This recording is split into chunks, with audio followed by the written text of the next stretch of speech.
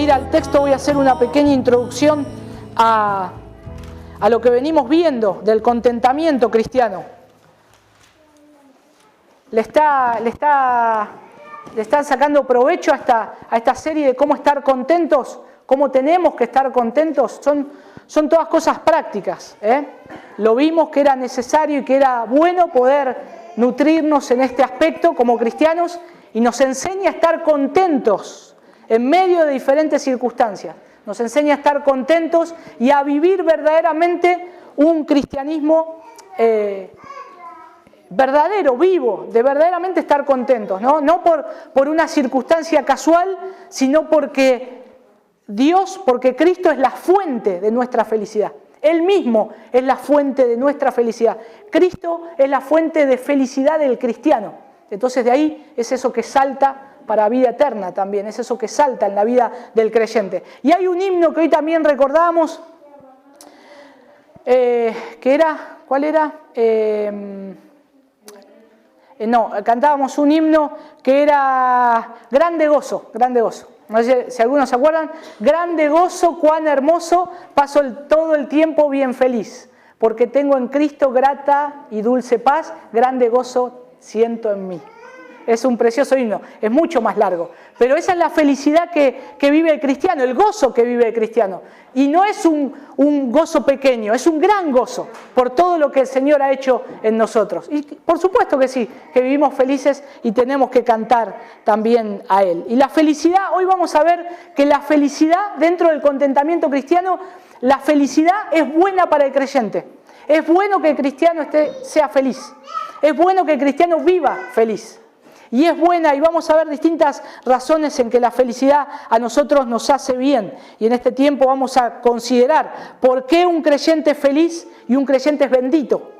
¿Por qué es feliz? Porque él es bendecido. Y ahí, en primer lugar, un creyente es feliz, y vamos a ver en este texto de Primera de Crónicas, porque adora a Dios tal como Dios merece ser adorado.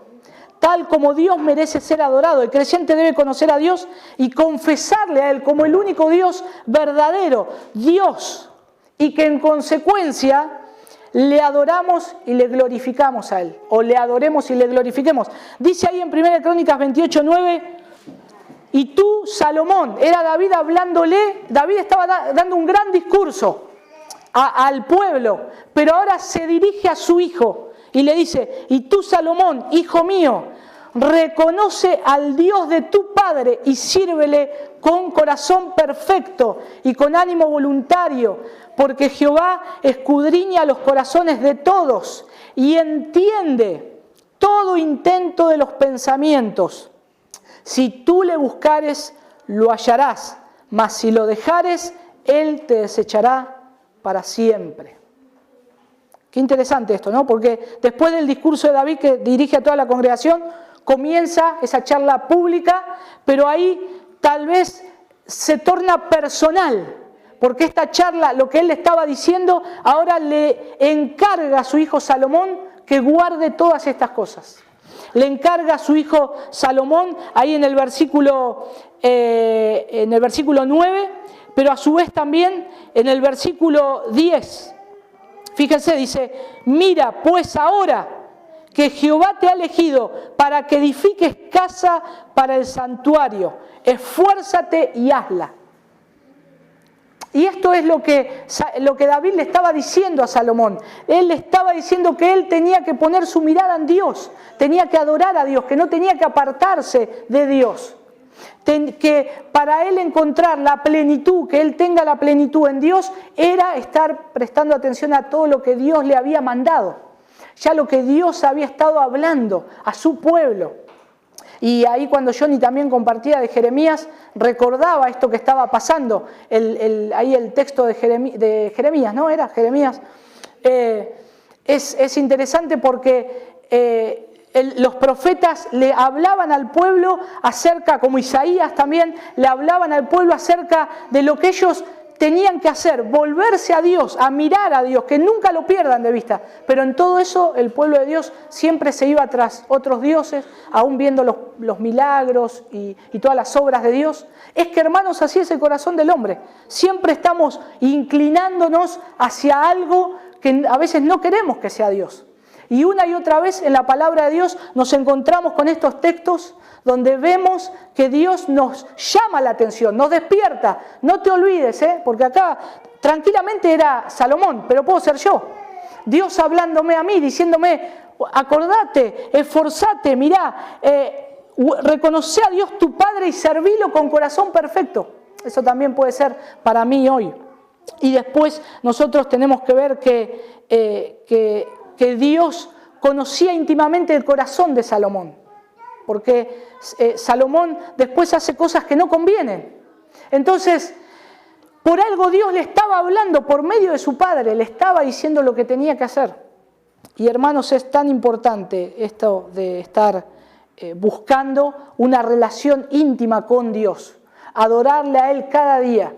La adoración a Dios cada día en nosotros tiene que ser continua, constante, buscándole a Él. Nosotros somos dependientes de Él. No podemos separarnos ni un segundo de Dios. Nuestros pensamientos vuelan a veces y vuelan mal, vuelan por cualquier lado. Siempre tenemos que ir a la palabra y el Señor tiene que estar en nuestros pensamientos. Y el Señor tiene que examinar nuestro corazón. Porque el hombre siempre va a tratar de buscar la felicidad en otro lado que no es Dios.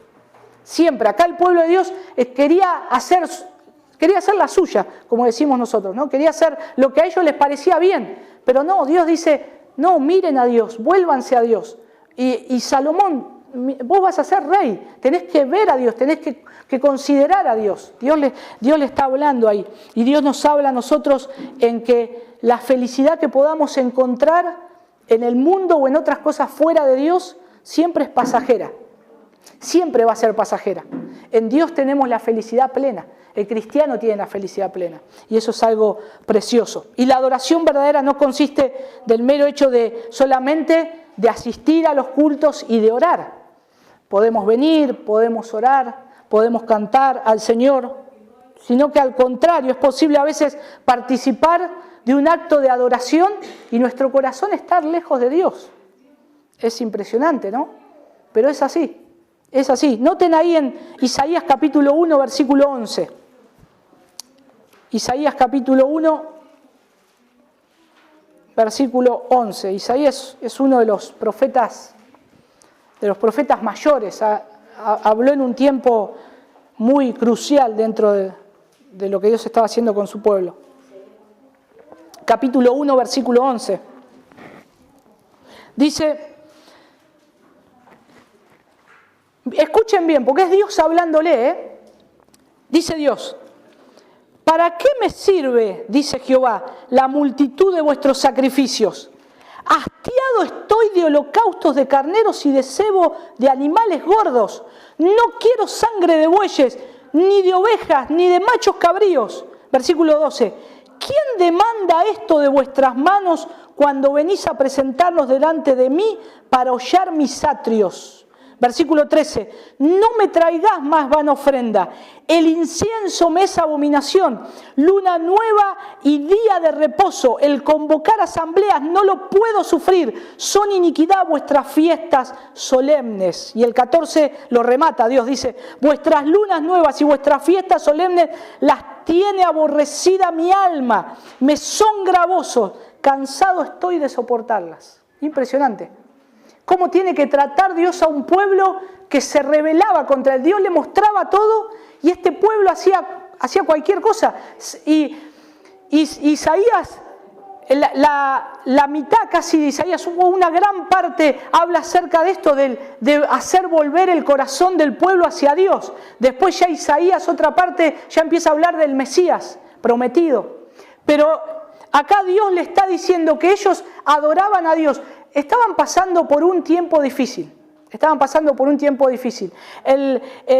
Judea estaba siendo desolada, las ciudades estaban siendo asoladas, el pueblo de Dios estaba siendo atacado, lo estaban conquistando. Y entonces ellos se preocupan. Y dicen, ¿cómo no está pasando esto? No, vamos a adorar a Dios, vamos a hacer sacrificio a Dios, Dios nos tiene que responder. Pero a ellos les estaba pasando eso porque ellos se estaban desviando de Dios. Y aún en medio de su iniquidad, de su pecado, vienen a ofrecerle a Dios adoración.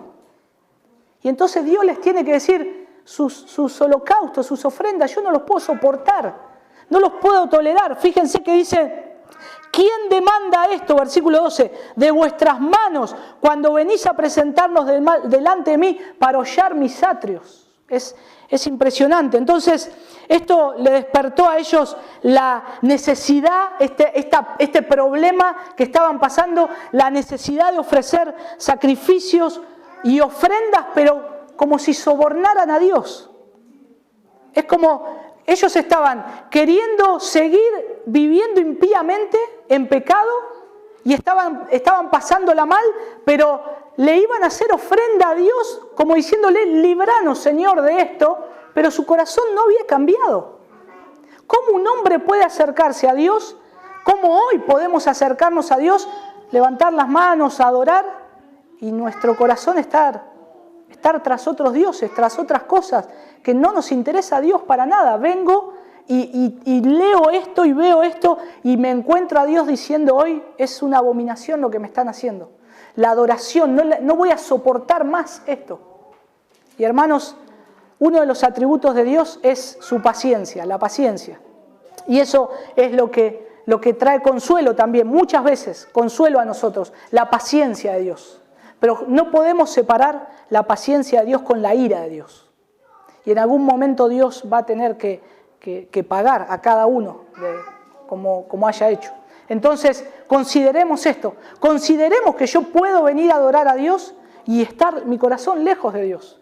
Tener una herida que se cauteriza, se cierra, pero adentro está infectada. Y puedo estar lo más bien. Y vieron cómo es, una herida que está cerrada, cauterizada y no se limpió bien y adentro está la infección y después salta por algún lado eso.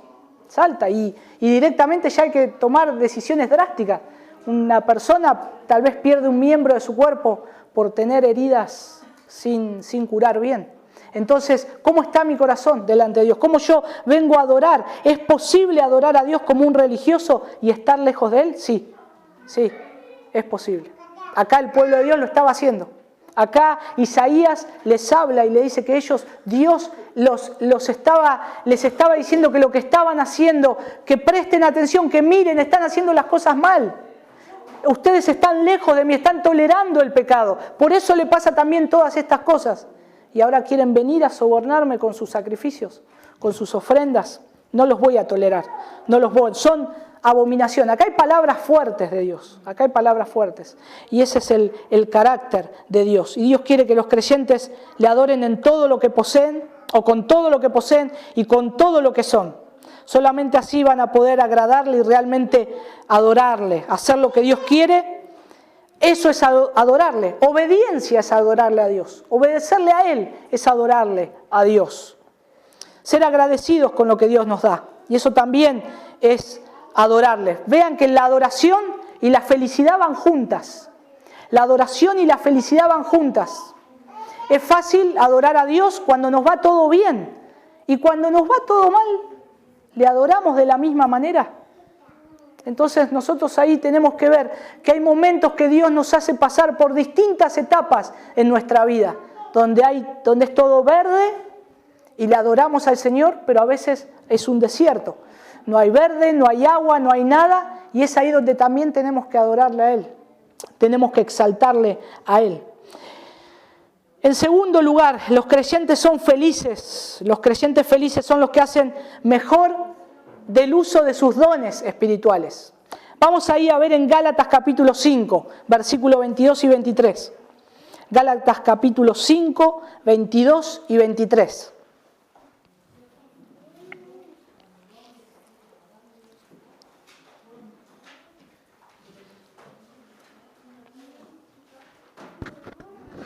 Dice, mas el fruto del Espíritu es amor, gozo, paz, paciencia, benignidad, bondad, fe, mansedumbre, templanza. Contra tales cosas no hay ley. ¿Saben ustedes el fruto del Espíritu? no es que yo tengo uno de los frutos del Espíritu. El fruto del Espíritu es uno solo, encierra todas estas cosas. El cristiano tiene que tener esto. No es que yo tengo más gozo que paciencia. Del fruto del Espíritu yo resalto en algo más. No, el cristiano tiene que tener el fruto del Espíritu. Y tenemos que vivir de esa manera. Y nosotros tenemos que ver que los creyentes felices son los que hacen el mejor uso de los dones espirituales que Dios les ha concedido, tales como la fe, la humildad, el amor, la paciencia, la sabiduría y la esperanza. Y Dios quiere que estas cualidades sean desarrolladas en su pueblo. Él desea eso, porque los creyentes felices pueden ser una verdadera influencia a los no creyentes, los que están felices. Por ejemplo, las personas que sufren sin quejarse son muy raras. Sufren y no se quejan, es una persona que es rara. Hoy constantemente nos quejamos por todo. Constantemente somos una sociedad que nos quejamos por todos. Y parece que cuanto más tenemos, más nos quejamos. Los impíos se quejan y tienen un montón. Los creyentes que tenemos aún más nos quejamos como los impíos. Es algo, y a veces parece que estamos peor que el pueblo de Israel. Entonces hay que prestar atención a eso. Dios está mirando, Dios mira nuestras actitudes. ¿Hasta cuándo nos va a soportar? Gracias, Señor, todavía Él tiene misericordia. Pero cuidado, cuidado. Un día esa paciencia se agota, esa paciencia de Dios se agota.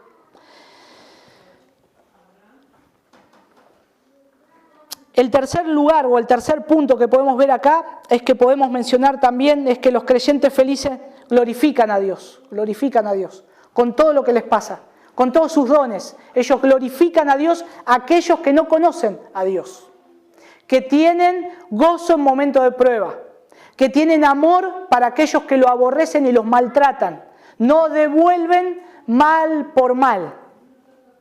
Entonces, eso es llamativo, eso es diferente para el mundo. Y es lo que el Señor nos está enseñando acá, que nosotros tenemos que tener el fruto del Espíritu, gozo, paz, paciencia, benignidad, bondad, fe, etc. Nosotros tenemos que ver que la naturaleza del cristiano, la naturaleza que Él pone en el cristiano glorifica a Dios. Y hermanos, la naturaleza misma, la naturaleza que nosotros vemos todos los días, lo creado por Dios, la creación de Dios, las plantas, el sol, la luna, las estrellas, los pájaros, los animales, la tierra, todo adora a Dios porque Dios la creó y fue creado para Él, para su propia gloria. Entonces nosotros vemos que ellos adoran a Dios, cumplen lo que Dios les dice que tiene que hacer. Dios dice que llueva y llueve. Y la tierra seca se convierte en barro, porque es algo que Dios dice que tiene que hacer. Todo cumple un propósito. Ahora nosotros somos su creación. Y nosotros tenemos, si tenemos a Cristo y si tenemos el Espíritu de Dios en nosotros, entonces nosotros tenemos que hacer lo que Dios nos dice que tenemos que hacer. Y ahí nosotros también vamos a estar glorificando a Dios. Los cristianos que permanecen felices a pesar de sus pruebas, le glorifican a Él, porque Él hizo que esto también fuera así. Entonces, cuando los incrédulos ven a los creyentes felices en tiempos de problemas, ellos son convencidos de que Dios está trabajando, de que Dios está haciendo algo. ¿Vieron alguna vez un creyente, o le ha pasado a ustedes, en momentos de prueba, de dificultad, estar felices y tranquilos? Como algo especial que Dios les da, que le concede a sus hijos. No se desesperaron, es algo de Dios. Pero también está puesto para que otros vean que si Dios me da eso a mí, bueno, verdaderamente, wow, ¿cómo haces para soportar esto? ¿Cómo haces para vivir este momento tan difícil, tan terrible, glorificando a Dios? Yo no lo podría pasar, o cualquier ser humano no lo podría pasar. Sí, lo puede pasar porque es Dios obrando en esa vida. Y ahí es cuando podemos testificar de Dios y hablar de Dios, que Dios es un Dios vivo. En cuarto lugar, los cristianos felices son aquellos con quienes Dios es más bondadoso. Si quieren que Dios les trate así, hay que permanecer quietos y felices. quietos y felices. Noten ahí el Salmo 46:10. Y hay una clave que da Dios para el cristiano. Salmos capítulo 46, versículo 10.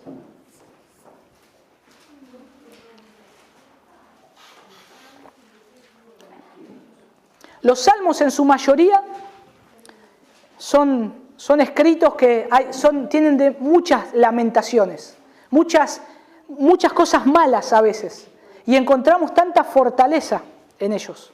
Y acá nos da algo, nos da una clave. Dice Salmo capítulo 46, versículo 10. Estad quietos y conoced. Estad quietos y conoced que yo soy Dios. Seré exaltado entre las naciones. Enaltecido seré en la tierra. Y nosotros vemos que dice también, creo que es un poquito más arriba,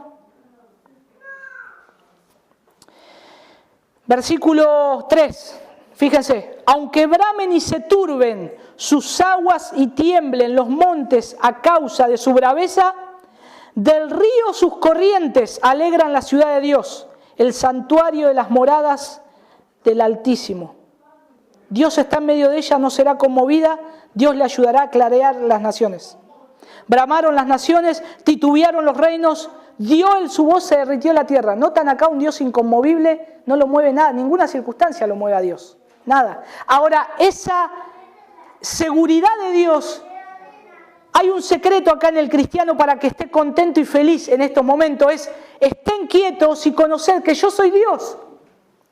¿Ustedes quieren pasar estos momentos de turbulencia difíciles, donde yo estoy inconmovible?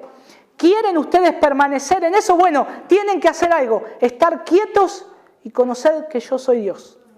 Y hermanos, eso es algo que nos cuesta tanto, estar quietos. Nos cuesta tanto.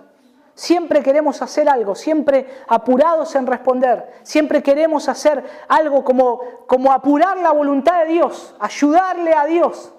Y acá Dios me dice, tranquilo, estén quietos, vean, miren lo que yo voy a hacer.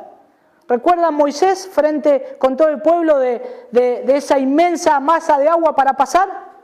Que miren lo que yo voy a hacer. Yo ahora voy a manifestar mi poder. Dios ahí mostrándole, ellos tenían que permanecer quietos. Estaban casi en jaque mate, no tenían escapatoria. Pero ahí Dios les da una salida. Y es como siempre, Dios ha obrado y como hoy obra, Dios nos dice hoy en nuestra circunstancia que estamos viendo, tranquilo, estén quietos, búsquenme a mí, mírenme a mí, vean. Y el río alude a las gracias y consolaciones del Espíritu Santo también, que fluyen por todas partes de la iglesia y alegra el corazón de cada creyente por medio de las ordenanzas de Dios. Ese río que dice el salmista, de sus corrientes alegran la ciudad de Dios. Ese río es la gracia de Dios, que alegran la iglesia, que alegran al creyente, que inundan las moradas donde Él está. Y por lo tanto nosotros somos satisfechos de Él y nosotros somos llenos de Él, de su presencia y de su palabra. Se promete que la iglesia no será conmovida también, ¿no? Ahí dice, no será conmovida, Dios le ayudará al clarear la mañana, porque Dios está en medio de ella, Dios está en medio de su iglesia. Y hermanos, Dios está en medio nuestro. Tranquilos, no seremos conmovidos, tranquilos, porque Él promete eso, que no será conmovida. Si Dios está en nuestros corazones, por su palabra que habita ricamente en nosotros, entonces seremos establecidos, seremos ayudados por Él. Por lo tanto, confiemos, no tengamos miedo, confiemos. El Señor está acá. El Señor está en medio nuestro, no vamos a ser conmovidos. Amén. No hay que comportarnos a veces como niños caprichosos. ¿Vieron los chicos cuando quieren algo? Los berrinches, se tiran, no, quiero esto. Y patalean. Y a veces somos así.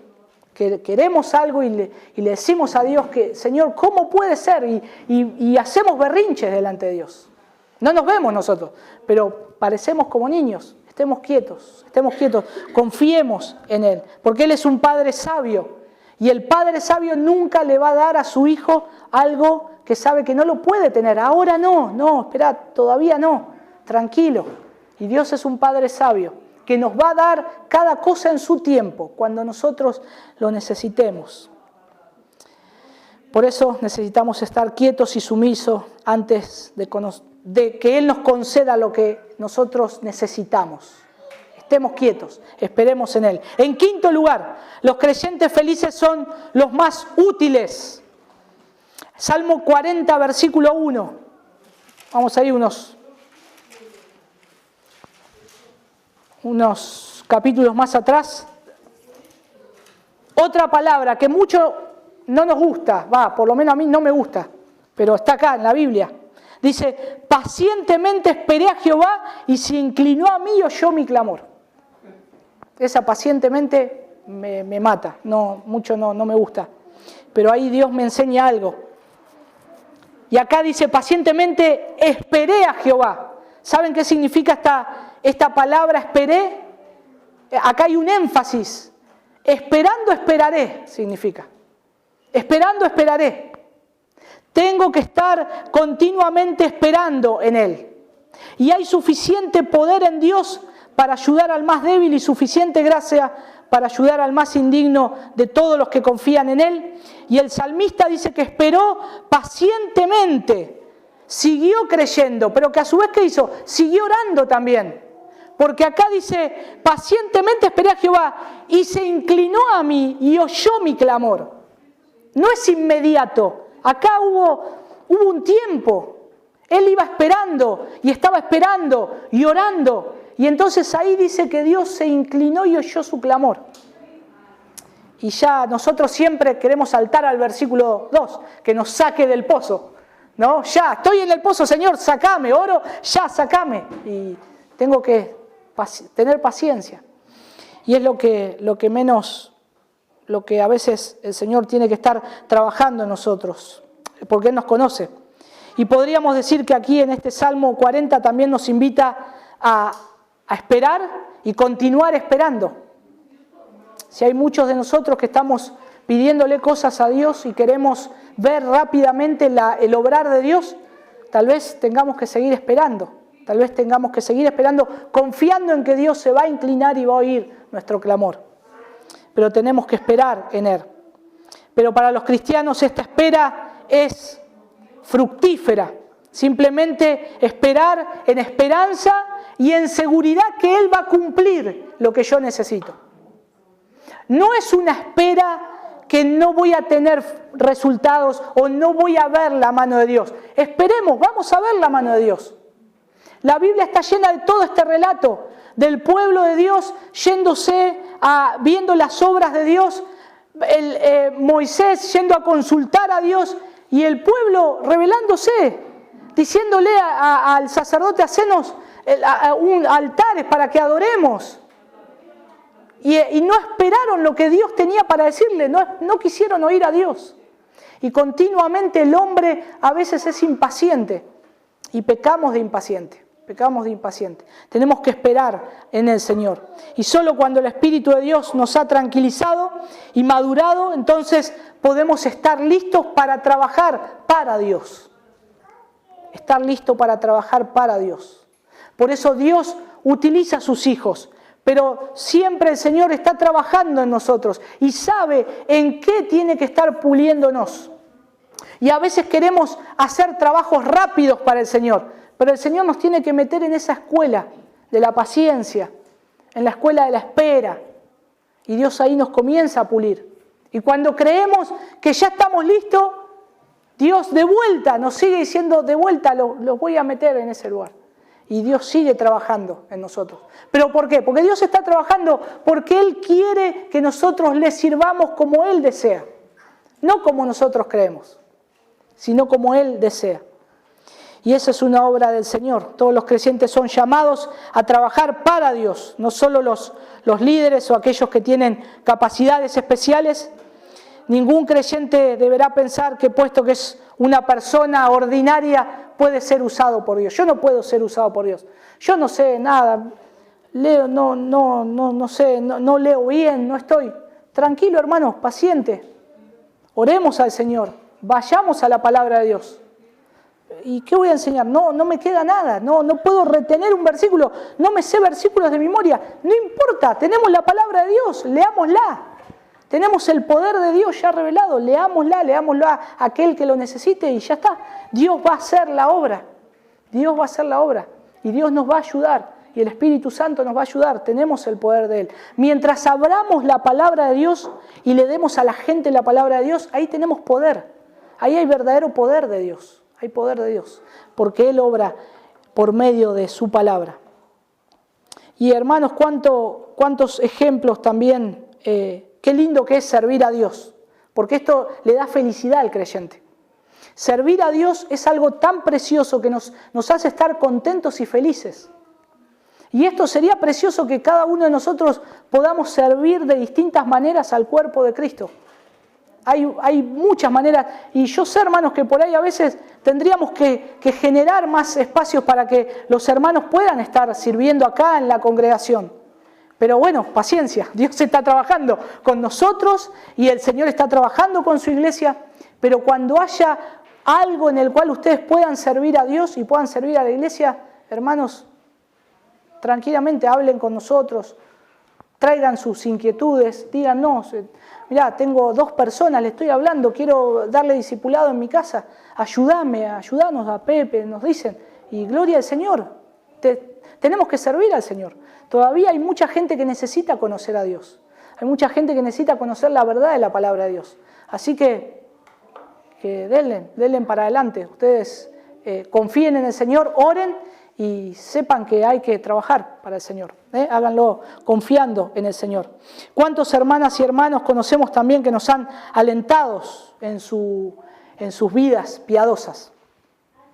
Ayer recordábamos a algunos, estábamos en la casa de Ariel y con Cari ahí recordábamos con ellos 2 vidas de hombres piadosos, ¿no? De George Mueller, de Hudson Taylor, misionero de Inglaterra a la China, William Carey, un montón, hermoso. Son vidas que han transformado y sin un centavo algunos, sin un centavo.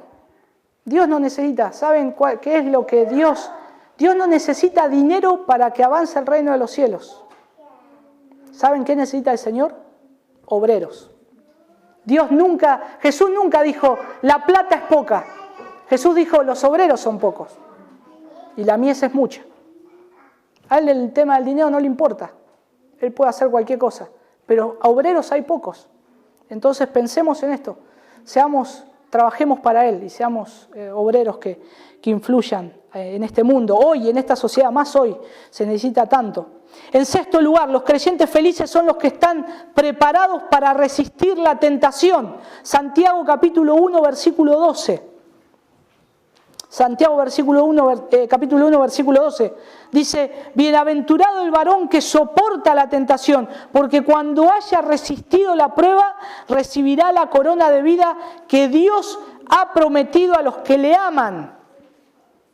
Entonces, ahí dice, noten la palabra que estamos viendo en Mateo, bienaventurado, que es feliz, pronuncia una felicidad, ahí está pronunciando feliz, bienaventurado. Entonces nosotros podemos notar ahí, ver ahí que el término que está usado también en las Escrituras, en estos sentidos, en este versículo ahí en Santiago 1:12. El autor vuelve al tema de la prueba dando una promesa. Bienaventurado, feliz, es la persona que persevera bajo la prueba. O persevera bajo esta prueba, o la prueba. Entonces, ¿cómo puede decirse que tales personas sean felices? ¿Cómo puede ser que una persona que esté en una prueba sea feliz? No lo pueden ser de acuerdo con la perspectiva del mundo, pero sí con la perspectiva de Dios. Porque Dios dice que pueden ser felices. Pueden ser felices. Y Él ha prometido la corona de vida, o sea, la vida misma, noten ahí, dice, porque cuando haya resistido la prueba, recibirá la corona de vida, que es la que también habla ahí Apocalipsis 2:10, la corona de vida que Dios tiene preparada para sus hijos. porque tales personas han mostrado que aman a Dios en verdad al soportar la prueba. Si soportamos la prueba, entonces estamos demostrando que amamos a Dios.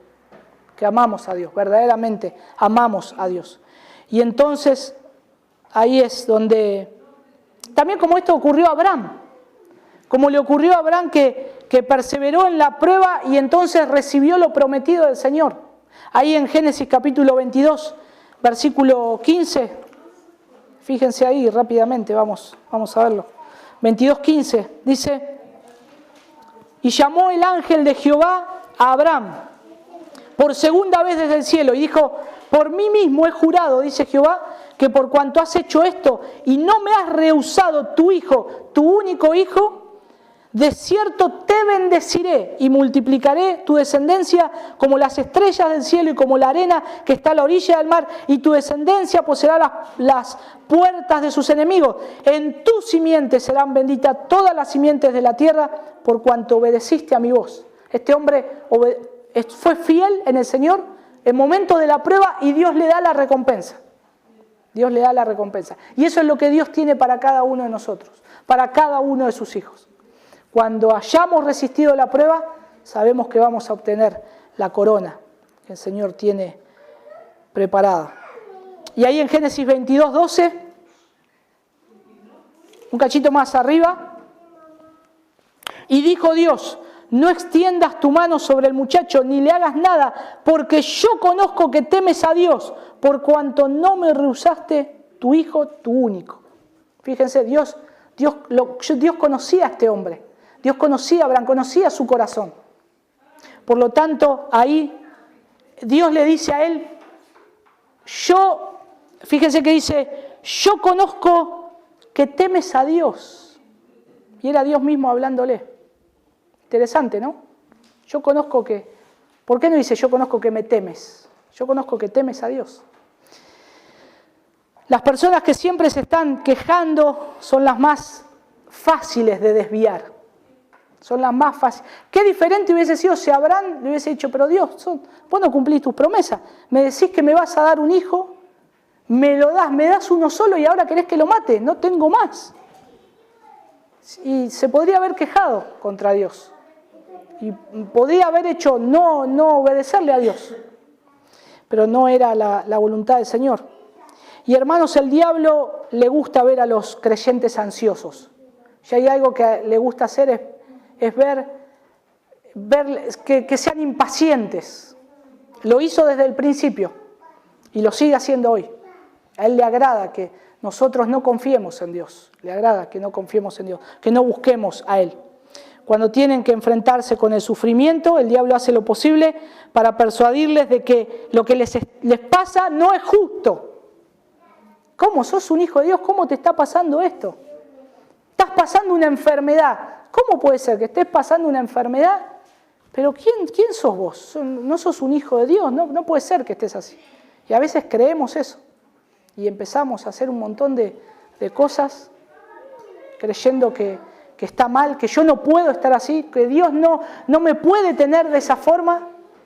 Y entonces empezamos ahí a reprender y hacer un montón de cosas, a echarnos aceite en la cabeza no puede ser que yo esté así, que un hijo de Dios esté de esa forma.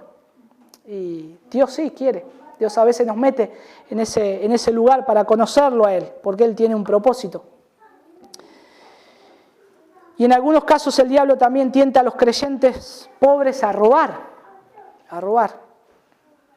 También el diablo tienta a los creyentes que han sufrido algo injusto a vengarse.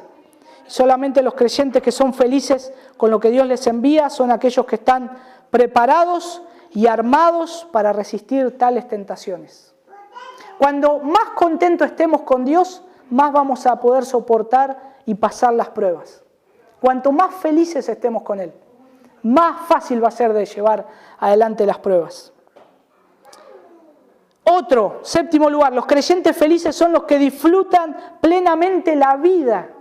Verdaderamente, hermanos, y esto es algo impresionante, porque ¿cuántos de nosotros hoy se deslumbra o se pone a ver un amanecer o un atardecer y darle gloria a Dios? ¿Cuántos se han puesto a mirar al cielo celeste, la inmensidad y darle gloria a Dios? Yo a veces muy poco. ¿Cuántos le dan la gloria a Dios por vivir en un país que podemos salir por las calles, caminar tranquilos y no estar en guerra, no estar pensando? Algunos de ustedes han vivido la época de los militares, del 76, 75. Salías y no sabías si volvías. Y hoy estamos viviendo, no como en ese momento, en otras cosas moralmente tal vez peor, porque esto va a ir decayendo constantemente, es así, Dios ya lo tiene establecido así, cada vez peor. Pero nosotros ahora estamos hablando del contentamiento, le damos gracias a Dios, le damos gracias a Dios por dejarnos vivir, por darnos la vista para ver las maravillas de Dios. Hay que darle gracias al Señor, hay que darle gracias a Él. Noten ahí lo que dice Pablo en Filipenses 4:11. Él disfrutaba la vida y él sabía que las posesiones no eran un problema para él, el tener. Como en aquel entonces ya se estaba viendo que también las riquezas y el pasarla bien era algo que había que hacerlo, todos tenían que hacerlo, pero él tenía otra meta. Filipenses 4:11 dice: no lo digo porque tenga escasez, pues he aprendido a contentarme cualquiera que sea mi situación. 12. Sé vivir humildemente y sé tener abundancia. En todo y por todo estoy enseñado, así para estar saciado como para tener hambre, así para tener abundancia como para padecer necesidad. Y acá las ofrendas de los filipenses a él lo habían alegrado y lo habían animado. La ofrenda que estos hermanos le habían dado, a él le habían animado. Al apóstol Pablo. Pero Pablo no estaba dependiendo de ella. Él no dependía de lo que le den. Sino que él ahí le está diciendo: he aprendido en cada situación. He aprendido a vivir. Y al escribir esto él estaba, no es que estaba solicitando más ayuda, necesito más. Sino que podría decir que honestamente que él había aprendido el secreto del contentamiento con las circunstancias externas que a él le pasaban. Que había aprendido a contentarse cualquiera sea su situación, externamente, lo que le estaba pasando. Si tenía poco o mucho, y sabía que su Señor no faltaría en darle todo lo que fuera necesario y fortalecerlo para enfrentar cualquier situación. Pablo utilizó estas palabras: contentamiento, contentarme. ¿Y saben qué significa contentarme? Esa palabra original significa suficiente en sí mismo, suficiente en sí mismo. Y eso, nosotros vemos acá la plenitud de Dios. Dios ya no necesito algo externo para yo ser feliz. Él es mi felicidad, Él es mi suficiencia, Él es el que me llena en todo. Por eso un hombre puede decir esto, por eso un hombre puede estar contento, cualquiera sea su situación. Pero hermanos, si no aprendemos a contentarnos como Dios nos dice, vamos a ser infelices. Vamos siempre a estar buscando cosas externas, que de afuera venga la felicidad para mi vida. Cuando la felicidad en el cristiano es de adentro, sale de adentro, es Cristo viviendo en nosotros. Y eso es suficiente para la vida del cristiano. Finalmente, los creyentes felices son aquellos que ven hacia adelante las recompensas que Dios promete. Dios recompensa a todos conforme a sus obras. Dios recompensa a los creyentes conforme a sus buenas obras, aún las buenas intenciones que no fueron capaces de efectuar. Y de la misma forma Dios pagará a cada persona también mala por sus maldades, incluso las malas intenciones que fueron frenadas por la providencia de Dios. Un creyente que está viviendo esta vida y que Dios lo está transformando, él es recompensado por lo que ha hecho y por lo que tenía que hacer y no pudo hacer. Porque es una gracia de Dios, es algo que Dios le da. Es una recompensa final que Dios le da a aquel que Él llama. Pero de la misma manera, una persona que es mala, si ha hecho cosas malas, va a ser recompensada aún por las cosas malas que no hizo mientras vivía.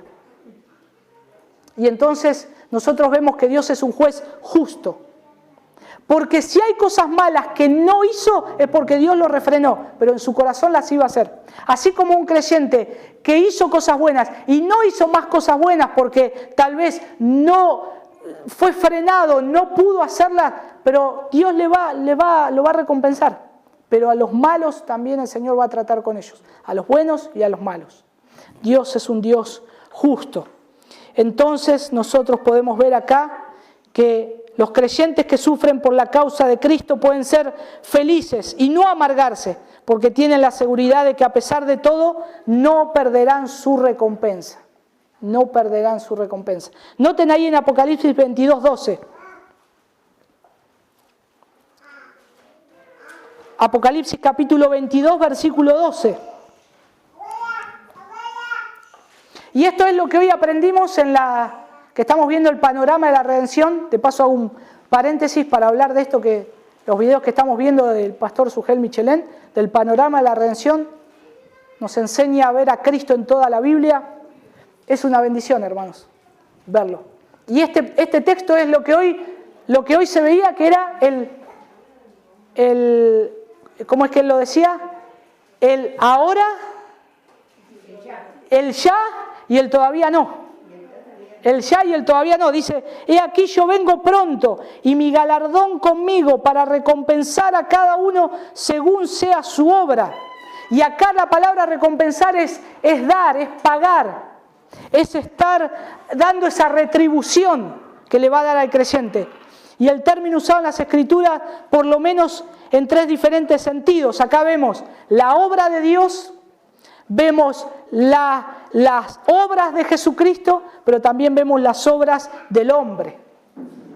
Entonces, vemos que las obras de Dios son las cosas que Él hizo, que Dios hizo. En el Antiguo Testamento está lleno de cosas que Dios hizo, que Dios ha hecho, que creó, la creación, los hechos maravillosos que realizó. Estas obras revelan la persona de Dios, su poder, su grandeza, sus maravillas, todo lo que Dios hace, su sabiduría, su bondad. Tenemos el llamado pues a recordar sus obras y meditar en ellas, y meditar en esto que Dios ha hecho, y estar agradecidos por esas obras. Un cristiano feliz es que ve las obras de Dios y está feliz con lo que Dios hizo y está agradecido con todo lo que Dios creó y vive esa felicidad. También vemos las obras de Jesucristo acá en Apocalipsis, la recompensa, las obras de Cristo que se reveló y comprobó que Él era el Mesías. Entonces vemos que Él es el Hijo de Dios. Entonces podemos unir estas obras con las del Padre, identificarnos así con Él. Sus obras pueden también producir fe, las obras de Cristo en la vida del creyente. Pero en tercer lugar vemos que esta recompensa también tiene en cuenta lo que Dios es, lo que Cristo hizo, pero también las obras del hombre que hace. Pero no las obras que puede Él ser capaz de salvarse, porque Él no puede salvarse por sus obras, sino puesto que es Dios el que otorga la salvación, no como recompensa, sino por su pura gracia. Entonces nosotros podemos ver acá que sin embargo las buenas obras son el resultado, mis buenas obras son el resultado normal de la redención, como lo es el fruto de un árbol. Recordemos, hermanos, nosotros somos los pámpanos, no somos el tronco, no somos la raíz. No somos los que damos toda la fuerza de crecimiento, somos un frutito colgado. Es la terminación de toda una obra que Dios hace en la vida del creyente. Y Cristo dice, vosotros sois los pámpanos. Yo soy la vid, dice el Señor, yo soy la vid. Entonces, Confiemos en Él. Si estamos conectados a la vid, siempre vamos a tener todo lo que necesitamos, los nutrientes que necesitamos, la conexión que necesitamos. La uva necesita estar conectada a la vid para tener toda la pureza y todas las vitaminas y toda la fuerza para hacer un fruto bueno, pero siempre conectado a la vid. Siempre necesito estar conectado con Cristo. Y ahí es donde alguien ve ese fruto. ¡Ay, qué lindo fruto! ¡Qué linda uva! Cuando vemos una parra con uvas hermosas, mirá qué lindas uvas que da, pero ¿es gracias a la uva en sí que tuvo toda la fuerza? No, es el árbol, es la raíz, es todo lo que da la fuerza para que finalmente ese fruto luzca y brille. Y es lo que Dios hace con el hombre. Nuestras obras, lo que podamos hacer, va a brillar porque Cristo es la vid, porque Cristo brilla en nosotros, porque Dios hace la obra en nosotros y nos llega todo lo que necesitamos. Por otro lado, el hombre incrédulo revela su condición depravada mediante sus malas obras. El árbol malo no puede dar frutos buenos.